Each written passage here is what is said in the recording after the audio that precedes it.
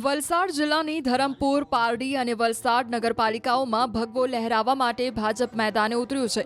ભાજપ દ્વારા આજથી વિધિવત વોર્ડમાં ચૂંટણી કાર્યાલયો શરૂ કરી અને કાર્યકર્તાઓ પ્રચાર ઝુંબેશમાં લાગી ગયા છે।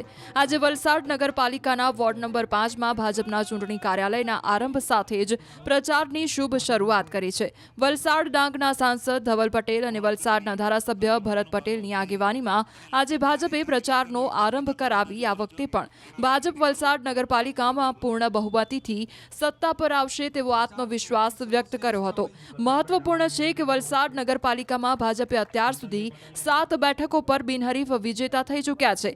જો કે 44 બેઠકો ધરાવતી વલસાડ નગરપાલિકામાં બાકીના વોર્ડમાં પણ ભાજપના તમામ ઉમેદવારોને જીતાડવા અત્યારથી જ ભાજપના રાજકીય અગ્રણીઓ અને કાર્યકર્તાઓ કામે લાગી ચૂક્યા છે। ત્યારે વલસાડની જિલ્લાની તમામ 3 નગરપાલિકાની ચૂંટણીમાં ભાજપ પ્રચંડ બહુમતીથી સત્તા પર આવશે તેવો વલસાડના સાંસદ આત્મવિશ્વાસ વ્યક્ત કરી રહ્યા છે અને ભાજપના કાર્યકર્તાઓને પૂરજોશમાં ચૂંટણી પ્રચારમાં લાગી જવા આહવાન પણ કર્યું હતું।